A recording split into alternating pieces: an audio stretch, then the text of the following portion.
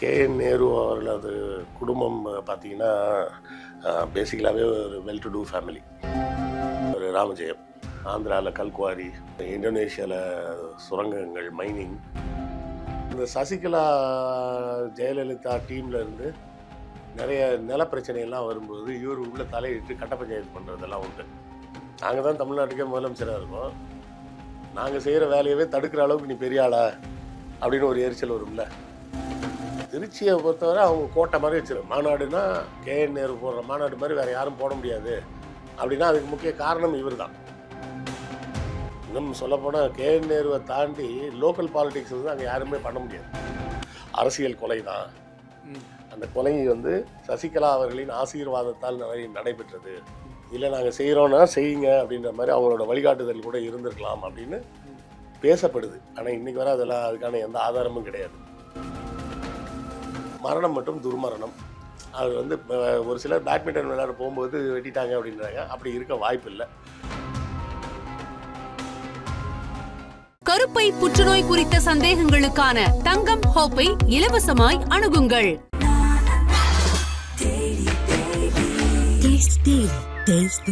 நாமக்கல்ல Tiruchengode main road எர்ணாபுரத்துல இருக்கிற Spiro prime public ஸ்கூல்ல +2 போர்டு எக்ஸாம்ஸோட சேர்த்து நீட் அண்ட் ஜேஇ கோச்சிங்கும் கொடுத்துட்டு இருக்காங்க. தங்கம், வைரம், வெள்ளி தள்ளுபடி திருவிழா. தங்க நகைகள் சேதாரம் 1% குறைவு, வைர நகைகள் கேரட்டுக்கு 5000 குறைவு. உங்க லலிதால விலையை கம்பேர் பண்ணுங்க, எங்க கம்மியோ அங்க வாங்குங்க. உலக தமிழர்களுக்கு வணக்கம். இது கிங் டிவி. இன்றைக்கு நம்மோடு எழுத்தாளரும் ஆய்வாளருமான திரு கிருஷ்ணவேல் அவர்கள். சார் வணக்கம். சார் வணக்கம் சார். நல்லா இருக்கீங்களா சார்? நல்லா இருக்கு. திருச்சி அப்படின்னாலே திரு கேஎன் நேரு அவர்கள், அவர்களுடைய மாநாடு என்பது திராவிட முன்னேற்ற கழகத்தில் மிக முக்கியமான ஒரு நிகழ்ச்சியாக பார்க்கப்படும். அப்படிப்பட்ட மாநாட்டுக்கு சொந்தக்காரர். அவருடைய சகோதரர் திரு ராமஜெயம் அவர்களுடைய நினைவு நாள் தற்போது அனுசரிக்கப்பட்டது. அவருடைய அந்த பங்கு எந்த அளவிற்கு இவருக்கு துணையாக இருந்தது? கேஎன் நேரு அவர்களது குடும்பம் பார்த்தீங்கன்னா பேசிக்கலாகவே ஒரு வெல் டு டூ ஃபேமிலி. அதாவது இப்போ பேசிக்காகவே பெரிய பணக்கார குடும்பம் தான் அவங்க. அவர் திருச்சியிலே படித்தார். அதுக்கப்புறம் அண்ணா யூனிவர்சிட்டியில் வந்து எம்பிஏ எல்லாம் பண்ணார் அவர் ராமஜெயம். அதன் பிறகு பல்வேறு தொழில்களை தொடங்கினார். ஆந்திராவில் கல்குவாரி, இந்தோனேஷியாவில் சுரங்கங்கள், மைனிங். மற்ற மாநிலங்கள், மற்ற நாடுகளில். ஆமாம் ஆமாம். அப்படி ரொம்ப பிரபலமான ஒரு தொழிலதிபர் தான். அதாவது திருச்சியை பேஸாக வச்சுக்கிட்டு ஒரு இன்டர்நேஷ்னல் பிஸ்னஸ்லாம் பெரிய லெவலில் பண்ணக்கூடியவர் அப்படின்னு சொன்னால் அது வந்து விரல் விட்டு எண்ணக்கூடிய ஆட்களில் ஒருத்தர் தான் அப்படின்னு தான் சொல்ல முடியும். இவர் வந்து நினச்சிருந்தா அரசியலுக்கு வந்திருக்கலாம். ஆனால் அவர் நேரடி அரசியலுக்கு வர விருப்பப்படவே இல்லை. அவர் வந்து அந்த தொழில் அந்த விஷயங்களில் தான் அவர் வந்து ரொம்ப ஈடுபாடு காட்டிக்கிட்டே இருப்பார். இன்னும் சொல்லப்போனால் அந்த பகுதியில் இருக்கிறவங்க வந்து யாருமே அவர் வந்து பேர் சொல்லிலாம் கூட மாட்டாங்க. திருச்சி பகுதியில் எம்டின்னு சொன்னாலே அவரை தான் குறிக்கும். சரியா? எம்டி. ஆமாம், எம்டின்னு சொன்னாலே அவரை தான் குறிக்கும். அதாவது ஆங்கிலத்தில் வந்து பார்த்திங்கன்னா த கிங், த குயின் அப்படின்னு சொன்னாங்கன்னா அது வந்து பிரிட்டிஷ் கிங்கையும் பிரிட்டிஷ் குயினை மட்டும் தான் குறிக்கும். அதே மாதிரி ஆங்கிலத்தில் த பிரசிடென்ட் அப்படின்னு சொன்னீங்கனாலே அது அமெரிக்கன் பிரசிடென்ட் தான். மற்ற நாட்டு பிரசிடென்ட் எல்லாம் சொல்லும்போது ரஷ்யன் பிரசிடென்ட், சைனீஸ் பிரசிடென்ட் அப்படின்னு சொல்லுவாங்க. நார்வே கிங், டென்மார்க் குயின் அப்படின்னு தான் சொல்லுவாங்க. அந்த நாட்டு பேரை சொல்லாமல் கிங்கு குயின்னு சொன்னால் அது பிரிட்டனை தான் குறிக்கும். நாட்டு பேரை சொல்லாமல் பிரசிடென்ட்னு சொன்னால் அமெரிக்காவை தான் குறிக்கும். அது மாதிரி திருச்சியை பொறுத்தவரை எம்டின்னு சொன்னால் அவர் மட்டும் தான் குறிக்கும். அந்த அளவுக்கு ரொம்ப ஃபேமஸ் ஆனவர். மேனேஜிங் டைரக்டர் வந்திருக்காரு திருச்சிக்கு. அந்த அளவுக்கு ரொம்ப ஃபேமஸ் மட்டும் இல்லை, ஃபிலந்த்ராபிஸ்ட்.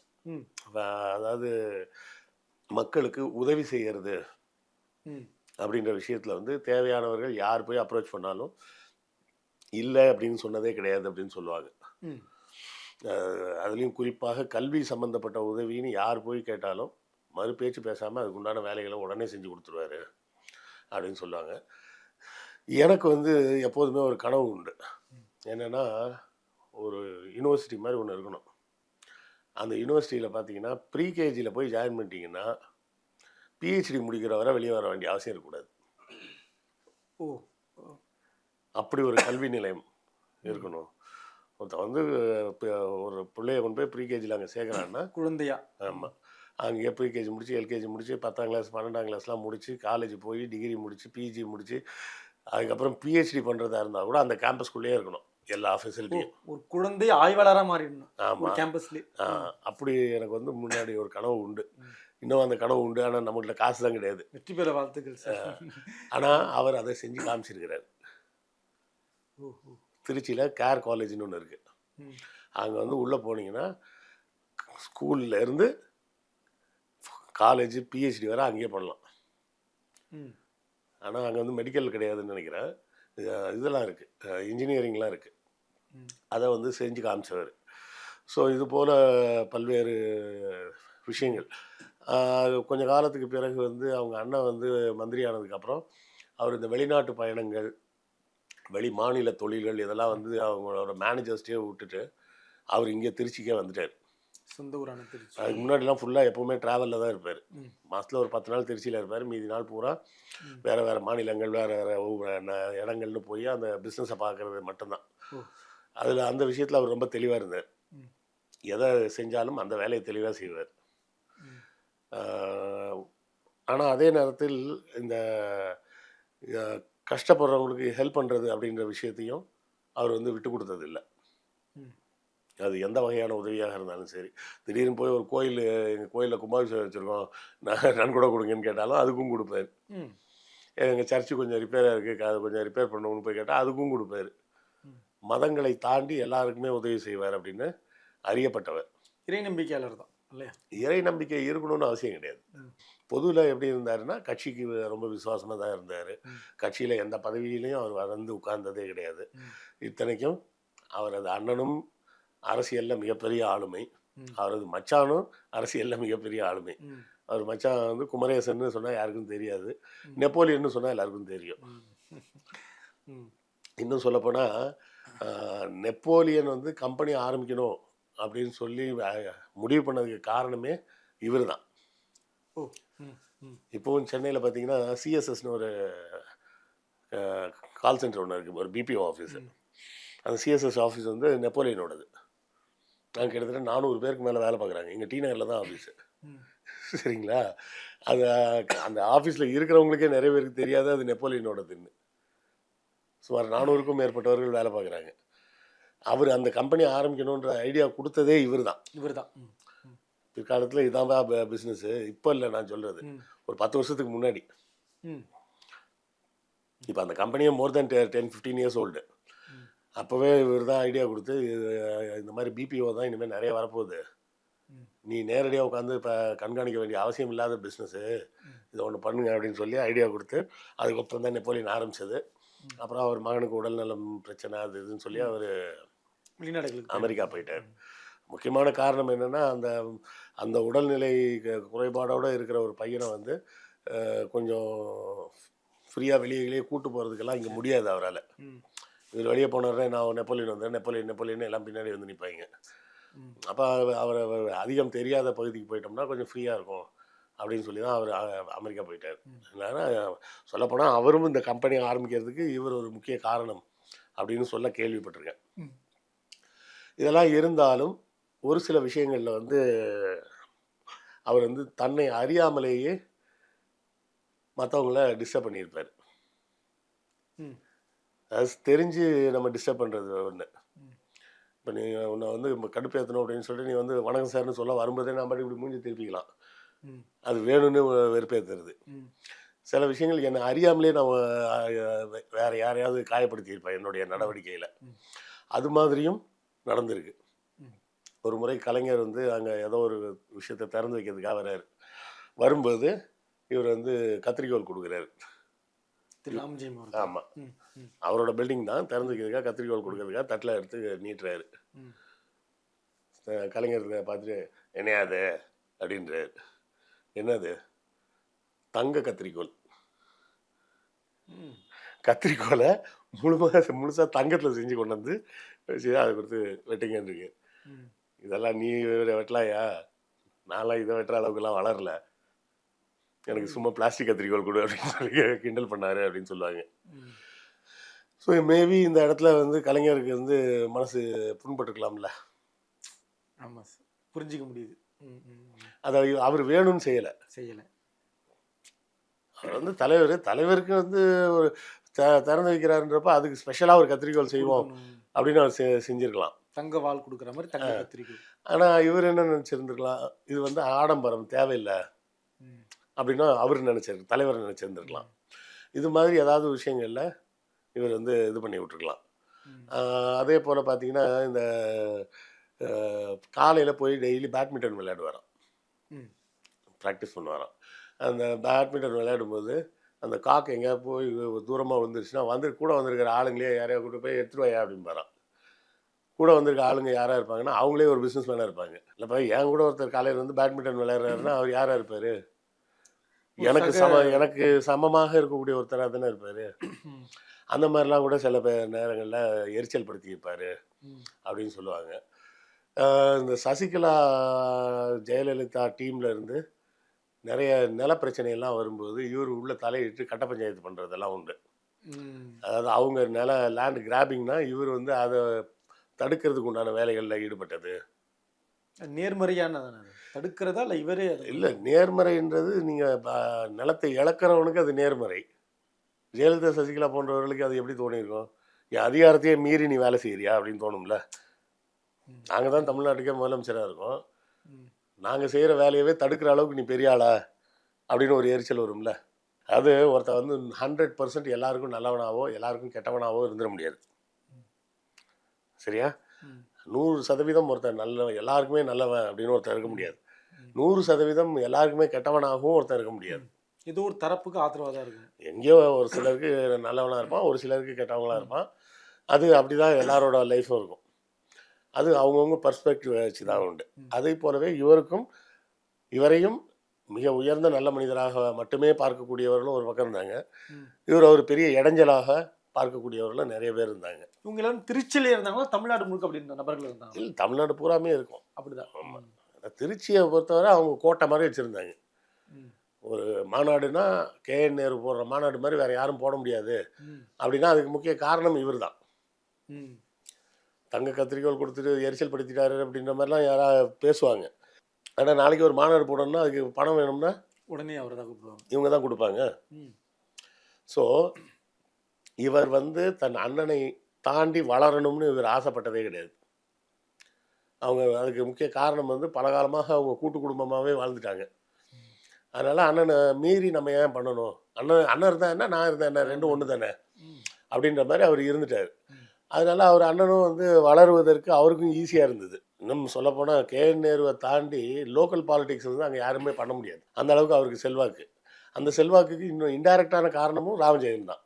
எல்லாத்தையுமே ஒரு அமைச்சராகவோ ஒரு MLAவாவோ இருந்துக்கிட்டு அவரே பண்ணிகிட்டு இருக்க முடியாது. அவருக்கு ஒரு ஸ்ட்ராங்கான செகண்ட் பர்சன் ஒருத்தர் வேணும். அந்த செகண்ட் இடத்துல இருந்து அவர் தம்பியே இருந்ததுனால அவருக்கு வந்து எந்த பிரச்சனையுமே இல்லாமல் இருந்தது. தம்பி அவரை தாண்டி போகணுன்னு ஆசைப்படவே இல்லைன்றப்ப காம்படிஷனை பற்றி அவர் கவலைப்பட வேண்டிய அவசியம் இல்லாமல் போயிடுச்சு நேருவுக்கு. அரசியலை பொறுத்தவரை மிகப்பெரிய பிரச்சனை என்னென்னா, நமக்கு அசிஸ்டண்ட்டாகவே இருப்பான், திடீர்னு அவன் மேலே வந்துடுவான். கரெக்டா? ஸோ அந்த விஷயத்தில் வந்து நேருவுக்கு வந்து மிகப்பெரிய ஒரு சப்போர்ட்டாக இருந்ததுனால தான் திருச்சி இன்றைக்கும் நேருவோட கட்டுப்பாட்டில் தான் இருக்குன்னே சொல்லலாம். அந்த அளவுக்கு அவருக்கு வந்து மிகப்பெரிய செல்வாக்கு இருக்குது. ஆனால் இவர் இப்படி பல்வேறு நபர்களை வேறு ஏதோ காரணத்தினால சீண்டியது கூட, இன்டைரக்டாக தெரிஞ்சோ தெரியாமலோ சீண்டியது கூட அவர் கொல்லப்பட்டதற்கு காரணமாக இருக்கலாம். இப்போ அடிப்படையில் திரு ராமஜெயம் அவர்களுக்கு அரசியல் என்பது பலமாக இருந்ததா பலவீனமாக இருந்தது? இல்லை, எல்லாமே பலமாகவும் இருக்கும் பலவீனமாகவும் அதே தான் இருக்கும். ஒரு கத்தியை நீங்கள் வச்சுருக்கீங்கன்னா அந்த கத்தி தான் உங்களோட பலம். சண்டையில் எதிரி அந்த கத்தியை பிடிங்கிட்டான்னா சரியா? ஸோ எது பலமோ அதுதான் நம்மளோட பலவீனமாகவும் மாறுவதற்கு வாய்ப்பாக அமைஞ்சிடும். இப்போ நான் ஹிஸ்ட்ரியை பற்றி ஸ்ட்ராங்காக பேசுகிறேன் அப்படின்னா, ஹிஸ்ட்ரி என்னோட பலம்னா, எனக்கோ ஒரு நாள் வாய் தவறி ஏதோ ஒரு வருஷத்தை மாற்றி சொல்லிட்டேன்னா என்ன ஆகும்? தவறாயிடும், மிகப்பெரிய தவறாகிடுவாங்க. இவரே இப்படி பண்ணிட்டாரு, அந்த ஒன்றுமே தெரியாது அப்படின்றாங்க. அது ஒரு குரு தனியாக இருக்கும். கரெக்டா? ஸோ எது பலமோ அதுவே பலவீனமாக மாறுவதற்கும் வாய்ப்பு இருக்குது. அப்படி அப்படித்தான் அந்த கொலை நடந்திருக்குன்றாங்க. நிறைய பேர் என்ன சொல்கிறாங்கன்னா, அது வந்து அரசியல் கொலை தான், அந்த கொலை வந்து சசிகலா அவர்களின் ஆசீர்வாதத்தால் நடைபெற்றது அப்படின்னு சொல்கிறாங்க. அதுக்காக சசிகலா திட்டமிட்டு செஞ்சாங்கன்னுலாம் யாரும் சொல்லலை. அவர்கள் கை காட்டி நடந்திருக்கலாம் ம். இல்லை நாங்கள் செய்கிறோன்னா செய்யுங்க அப்படின்ற மாதிரி அவங்களோட வழிகாட்டுதல் கூட இருந்திருக்கலாம் அப்படின்னு ம். பேசப்படுது. ஆனால் இன்றைக்கி வர அதெல்லாம் அதுக்கான எந்த ஆதாரமும் கிடையாது.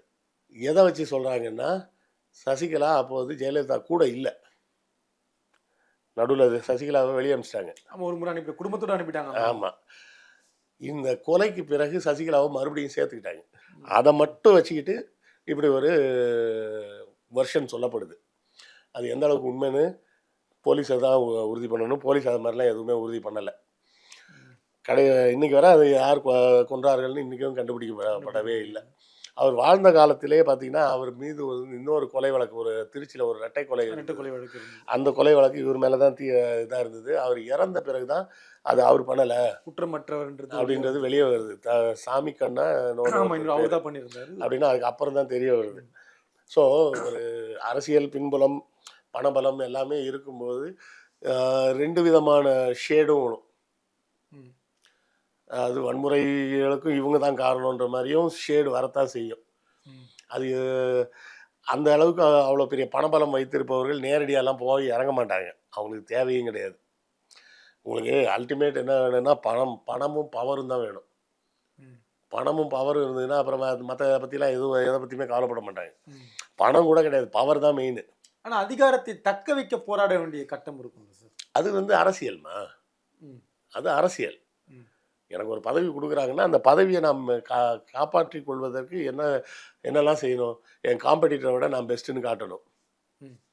இந்த வேலைக்கு நான் தான் பெஸ்ட்டுன்னு காட்டணும். இது அன்றாட வேலை. அது ஒரே நாளில் செஞ்சு முடிச்சிட்டேனா அப்படின்னு சொல்கிற மாதிரி ஒரு வேலை கிடையாது. அது ஒரு ப்ராசஸ். நீங்கள் உங்களுக்கு ஒரு பதவி கிடைக்குதுன்னா அந்த பதவியை தொடர்ந்து தக்க வைத்துக் கொள்வதற்கு நீங்கள் தொடர்ந்து வேலை செஞ்சுக்கிட்டே இருக்கணும். அது ஒரு ப்ராசஸ். அந்த ப்ராசஸில் எல்லாருமே தான் இருப்பாங்க.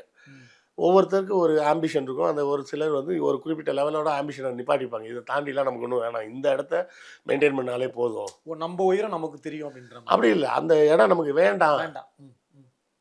இப்போ ஒன்றும் இல்லை, நான் இவ்வளோ திராவிட இயக்க கருத்துக்கள்லாம் பேசுகிறேன், திமுக எல்லாம் ஆதரிச்சுலாம் பேசுகிறேன், எல்லோரும் பாராட்டி யாராவது ஒருத்தர் ரெக்கமெண்ட் பண்ணி எனக்கு திமுக நாளைக்கு எம்எல்ஏ சீட்டு தரான்னு சொன்னாங்கன்னு வச்சுக்கிங்க, கையெடுத்து கும்பிட்டு ஐயா வேணாம் என்னை விட்டுருங்கன்ற. ஏன்? அந்த வேலையெல்லாம் என்னால் செய்ய முடியாது. அந்த வேலையை செய்கிறதுக்குன்னு ஒரு உழைப்பு வேணும், அதுக்கு ஒரு முனைப்பு வேணும்.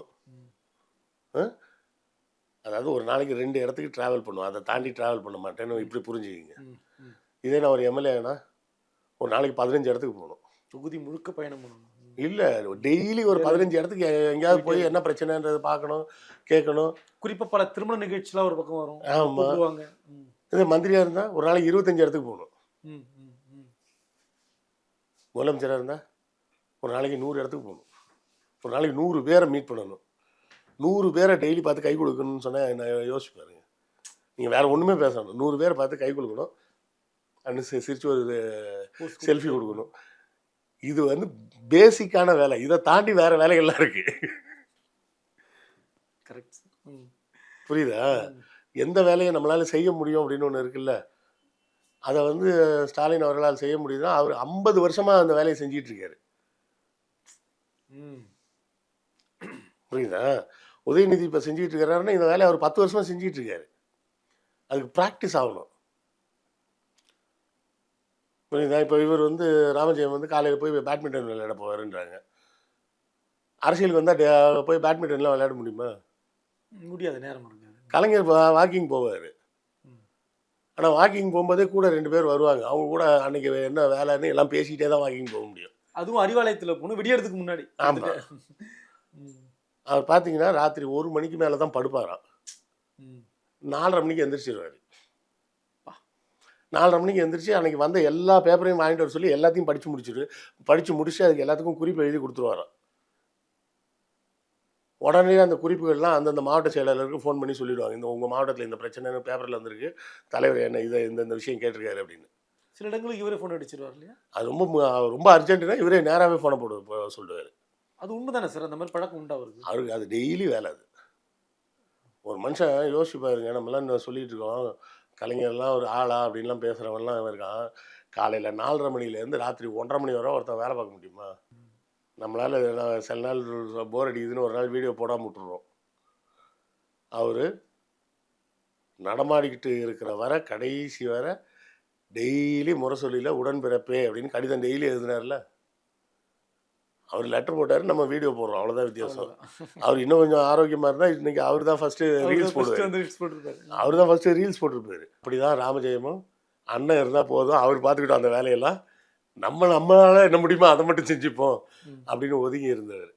ஆனாலும் அன்ஃபார்ச்சுனேட்டாக கொலை செய்யப்பட்டார். அந்த கொலையை பற்றி நம்ம பேசுகிறது வந்து சரியாக இருக்காது. ஏன்னா அது வந்து விசாரணையில் இருக்கக்கூடிய ஒரு விஷயம். எப்போவுமே வந்து நிறைய பேர் நம்மக்கிட்ட ஒரு கெட்ட பழக்கம் என்ன இருக்குன்னா, கொலை, மரணம் இதெல்லாம் வந்துச்சுன்னா, இந்த கொலை எப்படி நடந்தது தெரியுமா, குற்றம் என்ன, நடந்தது என்ன, இவர் ஏன் இறந்தார், மருத்துவர்கள் மறைக்கும் மர்மம் என்ன இப்படின்னு போட்டு போட்டு போட்டு பழகிட்டோம். தொடரும் கொலைகள்னு ஒரு வகை எழுதுவாங்க. இதெல்லாம் வந்து ஒரு விதமான மனநோய். ஒரு மரணத்தை வந்து வச்சு ஒரு பப்ளிசிட்டி ஆக்கி அதை ஒரு கண்டென்ட் ஆக்குறது அப்படின்றதுலாம் ரொம்ப தப்பான செயல். அப்போ என்ன பண்ணுறோன்னா, நம்ம இந்த சொசைட்டியை கெடுக்கிறோன்னு அர்த்தம். அவன் இதை ஒரு 2 வீடியோ பார்த்தான்னா இன்னொரு 4 வீடியோவே யூடியூபே வந்து போய் சஜஷனில் காட்டும். அப்போ தொடர்ந்து இதையே பார்த்து பார்த்து பார்த்து பார்த்து ஒரு மென்டல் ஆகக்கூடிய ஒரு சொசைட்டியை உருவாக்கிட்டு இருக்கிறோன்னு அர்த்தம். ஒரு கொலையோ ஒரு வழக்கு வந்து போலீஸோட விசாரணையில் இருக்கும்போது அதை பற்றி பேசாமல் இருக்கிறது நல்லது.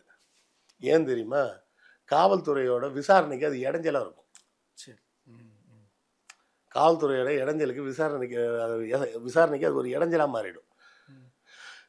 திருச்சி பக்கத்தில் இந்த கிராமத்தில் தான் ஒருத்தர் இருக்காருன்னு சொல்கிறாங்க அப்படின்னு இங்கே ஒருத்தன் பேசினான்னு வச்சுக்கிங்க, உண்மையிலே அந்த கிராமத்தில் தான் அவன் இருந்தான்னு வைங்க, போலீஸுக்கு தெரிஞ்சு போச்சுன்னா அவன் எஸ்கேப் ஆகிடுவான். ஆமாம் சார், பெரிய லீட் ஆச்சு இது. புரியுதுங்களா? இது வந்து இதெல்லாம் நம்ம சொன்னால் போலீஸ்க்கு யூஸ் ஆகும். போலீஸ்க்கு மட்டுமா யூஸ் ஆகும், திருடனுக்கும் தான் யூஸ் ஆகும். புரியுதுங்களா? ஸோ ஒரு வழக்கு விசாரணையில் இருக்கும்போது நமக்கு வியூஸ் கிடைக்கும் அப்படின்றதுக்காக மட்டுமே அதை பற்றி ரொம்ப விலாவாரியாலாம் பேசக்கூடாது. அது வந்து தப்பான ஒரு வேலை. அதை தான் நிறைய பேர் செஞ்சுக்கிட்டு இருக்காங்க. அப்போ என்ன ஆகிடுதுன்னா, 40 பேர் செய்கிறாங்க, நம்ம ஒருத்தர் போடுறதுல மட்டும் என்ன ஆகிட போகுது அப்படின்னு சொல்லி 41வது வீடியோவை நம்மளும் வீடியோ போட்டுடுறோம்.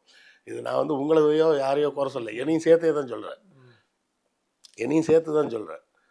அப்போ இதை வந்து எங்கே இருந்து தடுக்கலான்னா, நம்ம ஒவ்வொருத்தராக இதை பற்றின ஒரு அவேர்னஸை க்ரியேட் பண்ணணும். இதெல்லாம் பற்றி பேசக்கூடாது. ஒரு விசாரணை நடக்குதுன்னா அதை பற்றி ரொம்ப நோண்டினோம்னா அது சம்மந்தப்பட்ட ஆட்கள் தப்பிச்சு போகிறதுக்கு வாய்ப்பு இருக்குது. அதுபோல் ராமஜெயம் அவர்களின் வழக்கு இன்னும் விசாரணை முடியாத பட்சத்தில் அதை குறித்து ஆராய்ச்சி பண்ணுறேன் நம்ம வந்து வியூஸ்க்காக பண்ணக்கூடாது அப்படிங்கிறது என்னுடைய பார்வை. ஒரு நல்ல மனிதராக வாழ்ந்தார். அவரை சார்ந்த மனிதர்களுக்கு எல்லாருக்கும் நல்லவராக வாழ்ந்தார். அவரை சார்ந்தவர்களுக்கு தானே அவர் நல்லவராக இருக்க முடியும். அவரோட எதிரி முகாமில் இருக்கிறவங்களுக்கும் சேர்த்து அவர் எப்படி நல்லவராக இருக்க முடியும்? அரசியல் எதிரிகளாக இருப்பவர்கள். ஸோ வாழ்ந்தவரை நல்ல மனிதராக வாழ்ந்திருக்கிறார். ஒரு அந்த பகுதியில் எம்டி அப்படின்னு சொன்னாலே அவர் தான் அப்படின்ற ஒரு அளவுக்கு தன்னுடைய வேலைகளை மூலமாக எல்லாத்தையும் நல்ல பேர் வாங்கியிருக்கிறாரு. மரணம் மற்றும் துர்மரணம். அவர் வந்து ஒரு சிலர் பேட்மிண்டன் விளையாட போகும்போது வெட்டிட்டாங்க அப்படின்றாங்க. அப்படி இருக்க வாய்ப்பு இல்லை. பேட்மிண்டன் விளையாட போகிறதா இருந்தால் அதுக்கு உண்டான இந்த ஸ்போர்ட்ஸு ஷூஸு ஷார்ட்ஸோடு தான் அவர் போயிருக்கணும். அதெல்லாம் இல்லை. அவரோட உடலை கண்டெடுத்த இடத்துல அதுவும் இல்லை. அது போக அந்த பேட்மிண்டன் கிட்டு எதுவுமே இல்லை. லுங்கியோடு தான் போய் அவரது உடல் கண்டெடுக்கப்பட்டிருக்கு. இந்த டக் டேப் போட்டு காலெலாம் சுற்றி கட்டியிருக்கிறாங்க. அப்படி தான் அந்த உடல் கண்டெடுக்கப்பட்டிருக்கு. ஸோ அது இன்னும் அவிழ்க்கப்படாத ஒரு முடிச்சு அவரது மரணம். இத்தனைக்கும் வந்து போலீஸ்க்கு வந்து ப்ரெஷர் கொடுக்காமலாம் இருந்திருக்க மாட்டாங்க. ஏன்னா அண்ணனே வந்து மந்திரி. அப்படி இருக்கும்போது ப்ரெஷர் கொடுக்காமையாக இருந்திருப்பார். அவர் இறந்தபோது முதல்ல 2 லட்சம் ரூபாய் பரிசுலாம் அறிவித்தாங்க. இந்த கொலைக்கான காரணம் தெரிஞ்சவங்க பொதுமக்களில் யாராக இருந்தாலும் வந்து சொல்லுங்கள் அப்படின்னு. அந்த பரிசு தொகை 50 லட்சம் வரை கூட உயர்த்தப்பட்டது. ஆனாலும் இன்றைக்கி வரை எந்த தகவலும் கிடைக்கலன்றது தான் பிரச்சனை. குறிப்பாக திரு ராமஜெயம் அவர்களுடைய இழப்பு எந்த அளவுக்கு திரு நேரு அவர்களுக்கு பாதிப்பை ஏற்படுத்தி? எல்லாருக்குமே அவங்கவுங்க குடும்பத்தில் ஒருத்தர் இழந்தாங்கன்னா அது ஒரு பாதிப்பை ஏற்படுத்த தான் செய்யும். எந்த அளவுக்கு அப்படின்னா அவர் தான் சொல்லணும், நம்ம சொல்ல முடியாது. அரசியல் ரீதியாக ஏதாவது அவருக்கு பாதிப்பு இருக்குமா? அரசியல் ரீதியாக பலம் இருந்ததாக ஒரு பலம் இருந்தது இல்லை. அரசியல் ரீதியாக இல்லைம்மா, எப்போவுமே வந்து நமக்கு ரொம்ப நெருக்கமான ஒருத்தரை இழந்துட்டோம் அப்படின்னு சொன்னால் அது ஒரு இழப்பு தான். அது ஈடு செய்ய முடியாத இழப்பு அப்படின்றதுல மாற்று கருத்தே கிடையாது. ஆனால் அதுக்காகவே வந்து அவங்க சோர்ந்து போயிடுவாங்கன்னு கிடையாது. அதில் கூப்பப்பாயே வந்துருவாங்க அவங்க. சரி. அதுபோல் நேருவும் அவரது இழப்பை தாண்டி வருவார். நன்றி சார். மீண்டும் நிகழ்ச்சியில் சந்திப்போம். நன்றி. கருப்பை புற்றுநோய் குறித்த சந்தேகங்களுக்கான தங்கம் ஹோப்பை இலவசமாய் அணுகுங்கள்.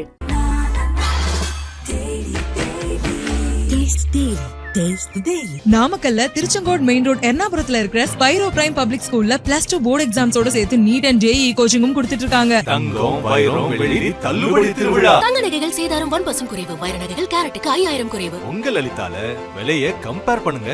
எங்க கம்மியோ அங்க வாங்க.